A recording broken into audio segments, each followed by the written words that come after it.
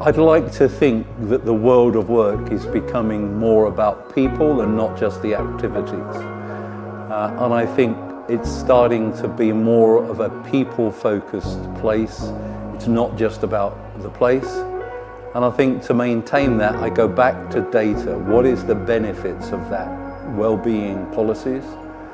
And well-being for us is more than just physical well-being, which is really important, but it's social well-being, mental well-being, financial well-being, psychological well-being.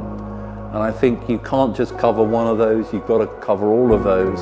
And it is about being persistent and reviewing them and checking them regularly. It's got to be, first of all, managers should be aware day to day. How are you today? How are things going on? How's it working?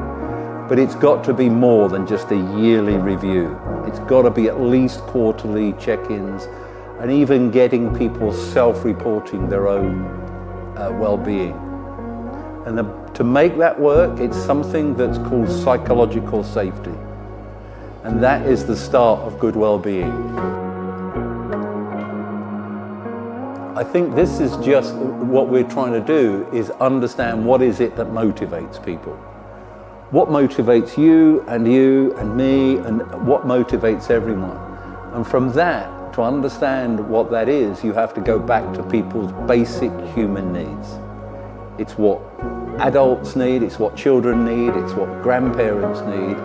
That is about happiness. Now, this doesn't mean everyone's smiling all the time, but this is just about being satisfied, engaged, connected. But generally, happiness at work is really going to affect people's well-being and in turn their productivity.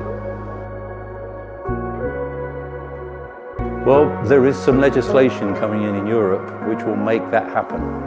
And that is really important, that people look at that whole area of legislation, that making sure that people are looking on after people's fundamental needs and well-being. But it is, again, education. It's awareness. I know that boardrooms are often focused around financial numbers. And if we can prove that there is a financial benefit to well-being, we shouldn't have to do that. But if we can prove that, then that's what is going to make that last and make sure people implement well-being rather than just it being a line on their nice-to-haves. It's just absolutely vital. Yeah, there's lots of different measurements. Staff retention, who's leaving, why are they leaving, that kind of thing you start looking at. How engaged people are. So if you look at Gallup, G-A-L-L-U-P, Gallup measures staff engagement. That is the kind of thing. If people their well-being is good, they're more likely to stay.